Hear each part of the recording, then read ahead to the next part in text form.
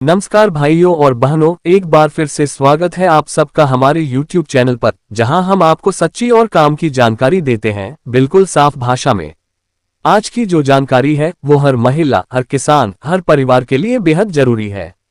अगर आपके घर में बहन बेटी है या आप खुद महिला हैं, तो इस वीडियो को एक सेकंड भी स्किप मत करना, वरना बाद में पछताना पड़ सकता है। भाइयों और बहनों, बात हो रही है लाडली बहना योजना की। सरकार की ये योजना खासतौर पर महिलाओं के लिए बनाई गई है और इस योजना का फायदा हर उस महिला को मिलेगा जो इसकी सही जानकारी ले और समय पर आवेदन करे। बहुत लोग अभी भी समझ ही नहीं पा रहे कि आखिर इस योजना में हो क्या रहा है, कौन सी गलती से उनका पैसा अटक सकता है और कैसे उन्हें फिर से पैसा मिल सकता है।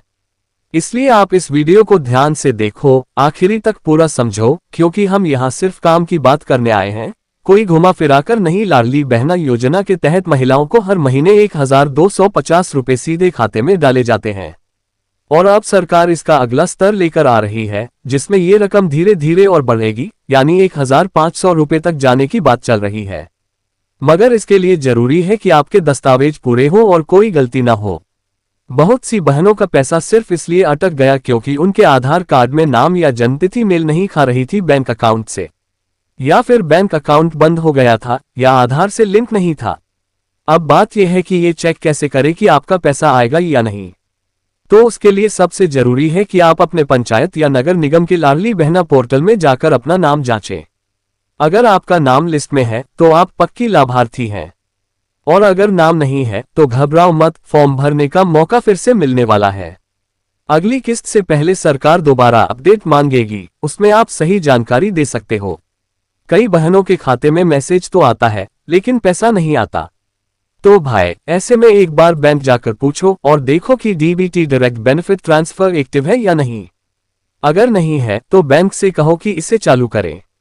दूसरी बात, अपना मोबाइल नंबर आधार से लिंक करो ताकि हर मैसेज वक्त पर आए। कुछ महिलाएं पूछती हैं कि जिनके पास राशन कार्ड नहीं है क्या वो योजना में जुड़ सकती हैं, तो हाँ, जुड़ सकती हैं। बस आय प्रमाण पत्र, आधार, फोटो और बैंक पासबुक होनी चाहिए।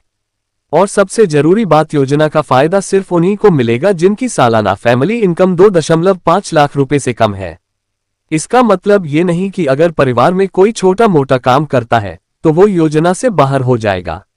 बस सही दस्तावेज और सच्ची जानकारी होनी चाहिए। और एक और जरूरी जानकारी, लाडली बहना योजना के तहत आने वाले समय में महिलाओं को स्वरोजगार से भी जोड़ा जाएगा।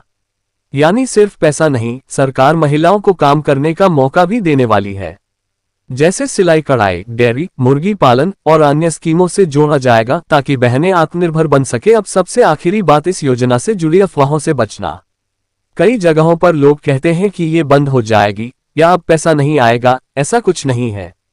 सरकार ने इस स्कीम के लिए बजट पास किया है और आगे भी इसमें पैसा आता रहेगा, बस आपको अपडेट रहना है। तो भाइयों और बहनों, अगर आपको ये जानकारी थोड़ी भी काम की लगी हो तो वीडियो को लाइक करो, अपने गांव की बहनों तक शेयर करो और कमेंट में लिखो लाडली बहना जिंदाबाद, ताकि हम समझ सके कि आप जागरूक हो रहे हो।